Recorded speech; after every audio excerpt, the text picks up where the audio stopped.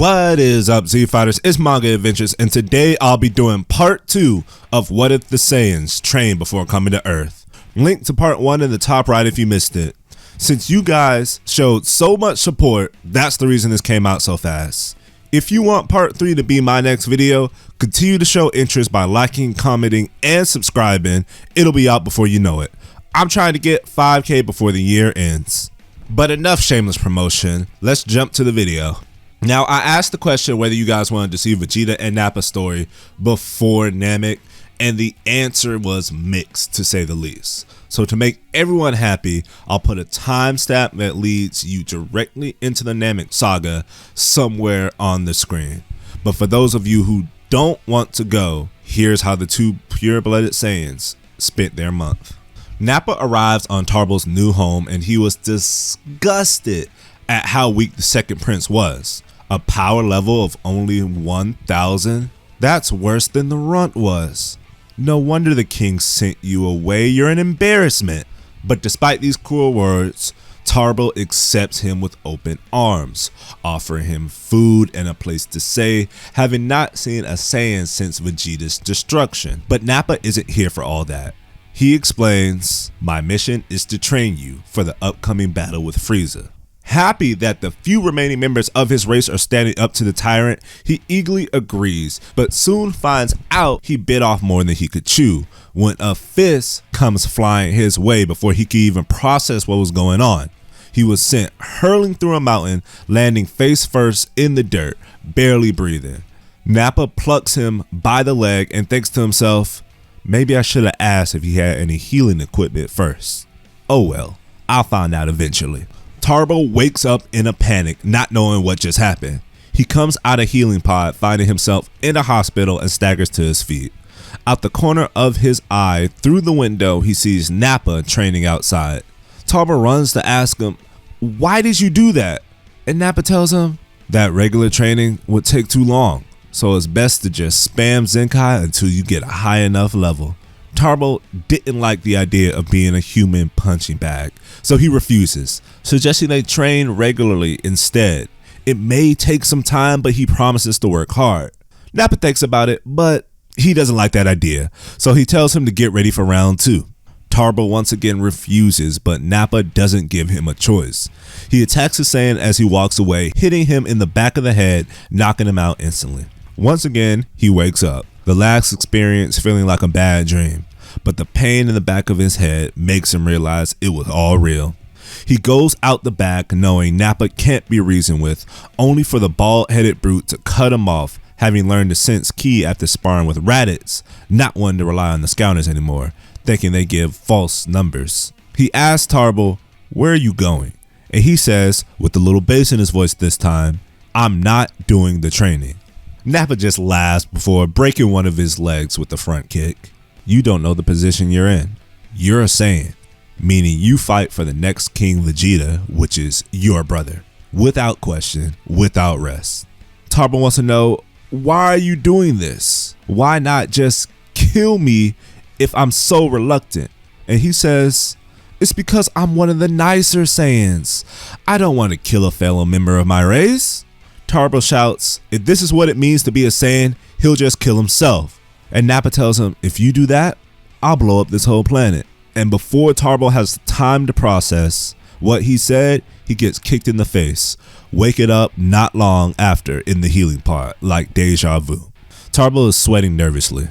Was Nappa serious? No, he couldn't be. He must be bluffing. But then breaking news comes on a nearby TV that a town was completely wiped out, and the local military is trying to figure out what happened. Tarbal realizes immediately that this was Nappa's doing. All those people died because of him, but he won't let any more blood fall on his shoulders. He accepts Nappa's training with no complaints for a month straight, each day more brutal than the last. But it soon became apparent halfway through, Tarbal began getting Zenkai fatigue, meaning the amount of power he gets from a Zenkai becomes smaller and smaller before eventually disappearing. His power level capped at around 50,000, while Nappa jumped to 100,000 through training while he was healing. But lucky for Tarbal, His brother called saying they have to go to Namek where Frieza is. Tarbo, hoping that after Frieza is defeated he can put this nightmare behind him, goes into a space pod and heads to the planet. But how did Vegeta get this information in the first place? Well, the answer to that is simple. When he said he was going to cause trouble for Frieza, he wasn't lying. He went to a planet that was just about to be sold, killing all of Frieza's grunts there before announcing it was now under his rule. Of course, this would piss off the tyrant because Vegeta is getting in the way of his business, so he would send Abo and Kata, two powerful soldiers who were just as strong as members of the Ginyu Force, to deal with him since they were nearby. But they were not ready for Vegeta, thinking his power level was still 18,000. They were more than shocked to find that his new power level was now 170,000. The two were no better than cannon fodder, being wiped out in the blink of an eye. Vegeta then uses the open channel on the Scouter, announcing that he killed Abo and Kata, and Frieza will have to do better than that. He then awaits for an all-out war, but a month passes and nothing. What's going on? He expected at least one ship to come by now. Thankfully, he didn't waste this time, having trained his power level to 220,000. But he still gets in his pod, highly irritated, coming across a ship and raiding it. And this is where he comes across his old buddy Kui and asks why Frieza hasn't come for him. Kui, fearing for his life, explains that Frieza found out about these wish-granting orbs on a planet called Namek, and he focused all his forces on that. Wait a minute, wish-granting orbs? With those, I could become immortal and continue to get stronger for all eternity. He tells his fellow Saiyans the news before heading to Namek himself, and from there is where we officially start part 2. The Z-Fighters would arrive on Namek a week after this message. The humans will become stronger thanks to the gravity room and Goku/Raditz's guidance, giving them space to solely train because they are plenty strong enough. Chaozu's power level is now 1500 because he would mostly focus on honing his psychic powers. Yamcha 3500, Krillin 4000, and Tien 5000. It's not as high as those Saiyans and their Zenkais, but this is pretty good for the little time they had. When they look on the Dragon Radar received from Bulma, the gang sees that 5 balls are in one location, and they could sense a high power level coming from that direction. Raditz confirms that one of them is indeed Frieza, as a single bead of sweat rolls down his face. But there are also 2 Dragon Balls, each in separate locations. Nothing too threatening near them. With this information, the group decides to split up. Goku and Raditz will go over to Frieza and see if there's any way to secure the Dragon Balls, or at least get information on where Frieza's going to put them, while the other human Z-Fighters head to get the other 2 Dragon Balls, and boy do they get a pleasant surprise on their first stop. They're greeted by Guru and Nail, informing them of their goal to defeat Frieza. Guru, wanting to protect his planet from the tyrant who massacred many of his villages already, unlocks all of their potentials. We don't know the actual increase, but Gohan and Krillin went from around 1,000 to over 10,000. So it's safe to say 10 times will be fine. So Chaozu is now 15,000, Yamcha 35,000, Krillin 40,000, and Tien 50,000. After this boost in power, Guru informs them that a village is being attacked right now, and he wants them to save it before things become a bloodbath. Thinking they could at least save some people if they work together, the 4 head to the location, leaving the Dragon Ball with Guru until they return, saying Nail is more than capable of protecting it. Meanwhile, Goku and Raditz arrive on scene with Doria, Zarbon, and Frieza. But the 3 are not going to get away with killing in front of Goku. As soon as Zarbon has a hint of killing the tent, Goku blindsides him with a kick to the face. Although Raditz may not agree with his brother's reckless nature, he isn't about to let him fight alone. He throws a power ball in the air, transforming into a great ape, and his power level shoots to over 1 million. Raditz then crashes onto Frieza with the hopes of killing him while off guard, but after a few seconds from underneath his foot, Frieza slowly lifts him before throwing him off and revealing his second form. First Vegeta, and now you. You Saiyans have gotten too comfortable and forgot who the Emperor of the Universe is. It's time I show you real pain. But Raditz doesn't let these words get to him. He instead fires a mouth beam that blows away the nearby village, but Frieza flies over it and begins a slugfest with the Great Ape. And despite the size difference, the two are evenly matched in strength and speed. While this is going on, Goku uses the chaos to defeat the Boro with a single net chop, taking his Dragon Balls, and the Namekians take Zarbon's while he's unconscious along with the one they already had and flee the area. When Frieza sees his precious Dragon Balls flying away and Raditz not letting him chase after, he screams, "You dirty monkey," before transforming into his third form. You Saiyans always become overconfident because you get a little bigger. But just like a hyper dog, if you get fixed, you become much more docile and easy to handle. Frieza says this as he cuts off Raditz's tail before he can even react, reverting him to normal. The tyrant then takes joy in slowly crushing his head beneath his foot. As Raditz struggles to get free, firing blast after blast with no effect, Goku sees his brother in distress and hands over the Dragon Balls he was holding to the Namekians before rushing to help. With Namek's three sons behind him, he uses Solar Flare, which makes Frieza stagger off Raditz enough for Goku to swoop in and get him. He immediately hides in the ocean, and since the Namekians destroyed all of Frieza's scouters, he can't sense energy, and the two make a clean escape. The tyrant is pissed, especially when he sees the Bora and Zarbon still breathing. After such a failure, he kills the two while they're down, and Go calls the Ginyu Force to bring him more scouters. When Goku senses Frieza is gone, he goes back on the land and asks Raditz, "Are you okay?" Raditz tells his brother, "I'm fine. We need to go after the Namekians because Frieza won't stop until he gets the Dragon Balls." "I understand that, but the Senzu beings are with the others. We need you at full strength if we want to make a difference," Goku retorts. Raditz, seeing his logic, reluctantly agrees and flies off to where Krillin and the others are. But what these two didn't know is that the human Z Fighters are already meeting another group of Saiyans. Krillin and the others arrive at the destroyed Namekian village per Guru's instructions and begin looking for survivors, hoping they aren't too late. But what they find instead is Nappa standing next to Tarble and Vegeta as he holds on to a Dragon Ball. They didn't know who they were at first until Krillin notices they have tails. The whole group lets out a sigh of relief. They must be friends of Raditz. When Nappa asks who they are, they explain, "We're friends of Goku, and we're here to stop Frieza from getting the Dragon Balls." Vegeta asks, "Do you have any Dragon Balls?" But Tien is hesitant to answer, so he instead asks a question of his own. "What happened to this village?" Vegeta couldn't help but laugh as he says, "Isn't it obvious?" Nappa then smiles, saying, "Tell us where the Dragon Balls are if you don't want the same thing to happen to you." The Z Fighters are now on guard.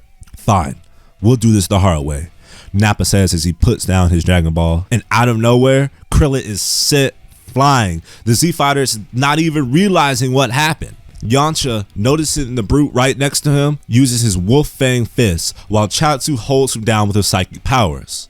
Although the move does land, Nappa shrugs it off as he charges up, breaking himself free from Chaozu's hold, blowing him and Yamcha away with sheer power. Tien uses this opportunity to fire his Tri-Beam, which does damage Nappa, but only enough to piss him off, so he breaks one of his arms. With all them beaten in an instant, Vegeta once again asks where the Dragon Balls are, but they all refuse to say anything. Vegeta is starting to get annoyed and tells Nappa to kill one so they know he's serious. Nappa aims his sight on Yamcha as he throws a Bomber DX, but before it could hit, Raditz appears using the last of his strength to knock away the blast.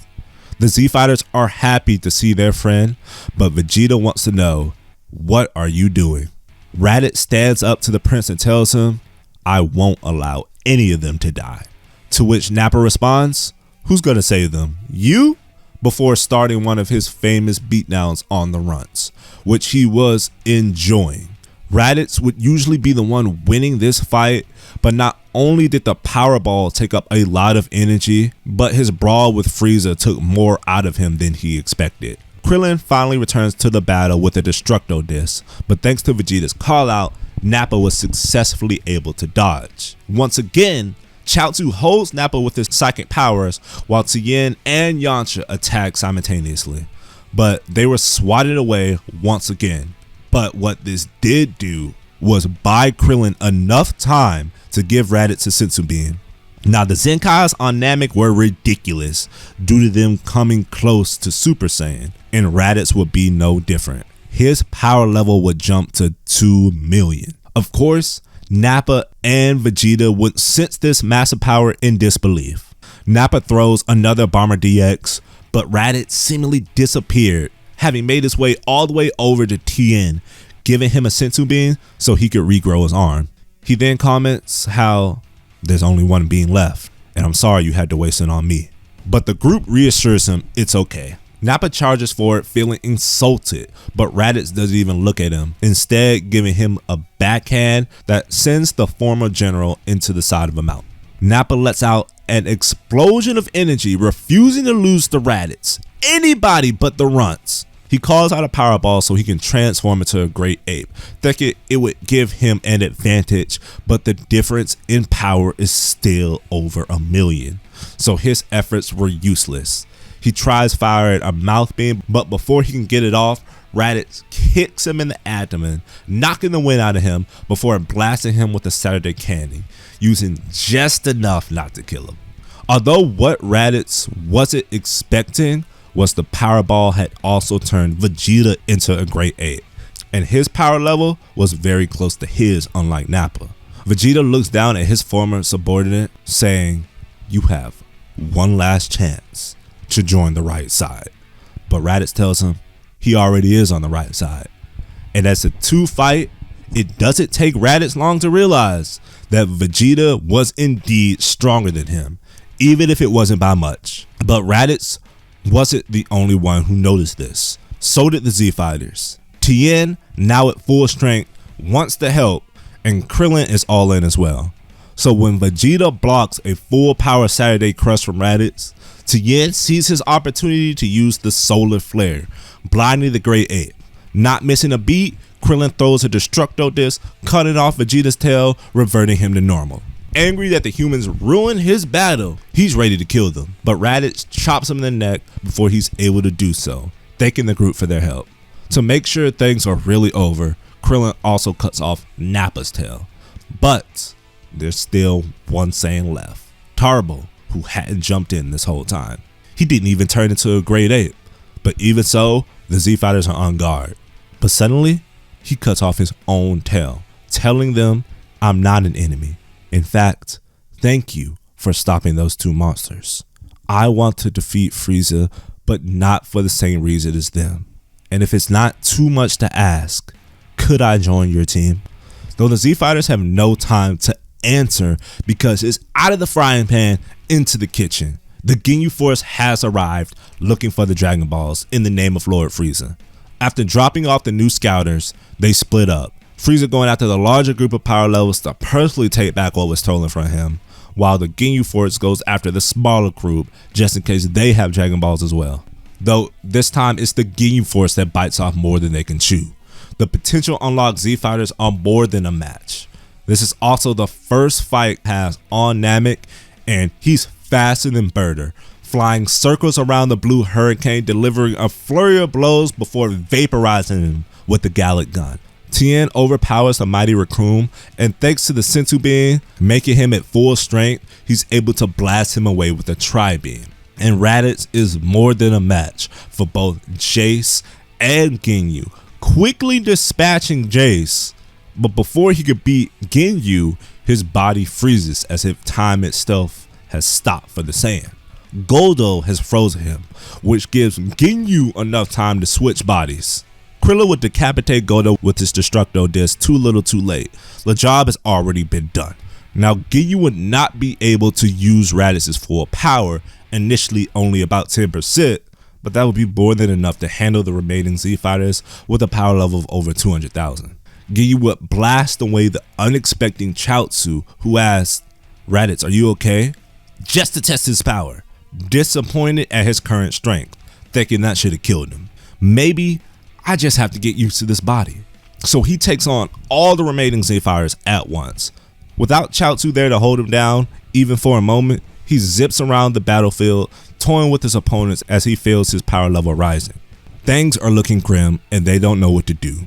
Yamcha suggests giving the last senzu bean to Tarble in hopes he can gain a power boost to win, but Tarble tells him that his power from Zenkai have diminished, so even if he did get one, it wouldn't be enough to beat Ginyu. And that's when Vegeta mutters, "If you heal me, I should be enough." Krillin is the first to refuse, but Tien knows if they don't take this risk, they all die. Krillin, hearing this, reluctantly gives the prince the bean, which heals him instantly. As he stands, he begins laughing maniacally before charging up his power to 4 million, shocking everyone. I've done it. I've reached the level of Super Saiyan. He flies at Ginyu, who's unable to stop his assault. After he's done letting off some pent-up aggression from earlier, he charges at the weak Ginyu, full speed, hoping to crush his body, saying, "This is what happens to those who betray their prince."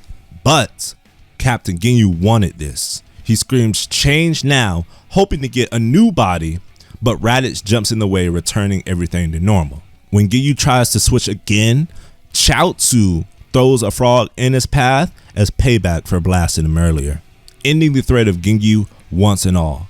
But the threat of Vegeta is still at large. "Thank you for healing me, but I still want those Dragon Balls. Now take me to them or else Raditz dies." Tired after constant battles, the Z Fighters agree on this condition, not wanting their new friend to die. He also adds that they have to take Nappa with them since he was so loyal. And with that, they all head to Guru's house. When they arrive, they're shocked to find Goku being held by the neck of third form Frieza. The Namekians he saved earlier cowering in fear behind him. Frieza greets Vegeta saying, "As thanks for bringing the last Dragon Ball, I'll make your death painless." But Vegeta says, "You're the one who will be handing over your Dragon Balls, or you'll face the legend you've always feared, a Super Saiyan." Those words just made Frieza sick of this whole rebellion, and he fires a flurry of death beams at Vegeta, but he knocks them all away before punching the tyrant clear through Guru's house. Vegeta blitz after him, not giving the tyrant a chance to rest, but this doesn't last long. Frieza has had enough of this and turns into his final form. "I think I've been patient long enough." He stops the prince mid-assault, swatting him away with his tail into the ocean. Vegeta pops out furious, charging up a gallant gun, only for it to be kicked away. While the battle between these two is underway, the Z Fighters try to figure out what to do. They're all out of senzu beans, but there's still hope. The elder from the village Goku saved begins healing him. I don't know how much this will help. Even after Guru unlocked his potential, he was no match for Frieza. But as long as he has the will to fight, I will help any way I can.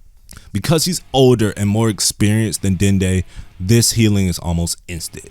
Goku jumping up, feeling stronger than ever with a power level of 6 million. He rushes to the battle without saying a word, stopping Frieza from firing another death beam at Vegeta. "I thought you learned your lesson, I guess." But before Frieza could finish his sentence, Raditz drop kicks him. With his new power level of 7 million, this unexpected attack sends the tyrant flying into a mountain. Krillin, have the Namekian heal Nappa as well. "We'll need all the help we can get," Raditz orders. Krillin doesn't doubt his new friend for a second and brings Nappa over to the elder. Frieza bursts out the mountain, annoyed that these Saiyans are buzzing around like flies, only for Nappa to fire his Bomber DX from above. Already on guard, Frieza is able to knock this away, but the others bomb rush him at once. Frieza barely dodging, and when Nappa joins in, he's had enough. He lets out another burst of energy that scatters them in 4 different directions. This burst of power is enough to knock out both Vegeta and Nappa. That's it. You all die, starting with you. Frieza throws a ball of energy at Raditz, but Yamcha jumps in front of it, sacrificing his life. Raditz can't believe this just happened. Why would he sacrifice himself for someone he just met a month ago? But his thought process is interrupted by Goku's steadily rising ki. because Yamcha has always been a kind person. And with that, Goku has done it. He's actually achieved Super Saiyan. With anger in his voice, he tells Krillin to wish back Yamcha with the Dragon Balls and not to worry about Frieza. The tyrant doesn't like to be looked down on, but this fight with Goku is more than one-sided. And to make matters worse, the dragon is right in front of him. For years, he screams, "If I can't have the Dragon Balls, no one can," and throws a death ball into Namek's core. Goku calmly tells him to use the second wish to teleport everyone to Earth while he finishes Frieza, which he does just in time to find a pod that leads him to Yardrat. With everyone now on Earth and one wish remaining, they want to use it to bring back Goku, thinking he's dead, but it turns out he survived, telling them to hold off until he finishes training. Seeing this as Goku being Goku, they all agree, instead using the last wish to restore Namek. They then gather Earth's Dragon Balls to wish the Namekians back home, but before they leave, Krillin suggests they teleport their planet away as soon as they can so Frieza's men won't be able to find them. With this in mind, the Elder thanks the Z-Fighters, hoping to repay his debt to them one day. Vegeta and Nappa wake up soon after, furious the Namekians are gone, thinking they missed their chance at immortality, not knowing about Earth's Dragon Balls. But even though they're upset, they don't dare try killing anyone with Raditz around, instead accepting their lives on Earth, for now, at least until they're able to achieve Super Saiyan as well. With this, part 2 is over. I hope you guys enjoyed this just as much as part 1. For those of you wondering when Gohan and Piccolo will become relevant, well, that'll all be in part 3. And if you want to be the first person to see it, make sure to subscribe. Thanks again for watching. Can't wait to see you in the next video.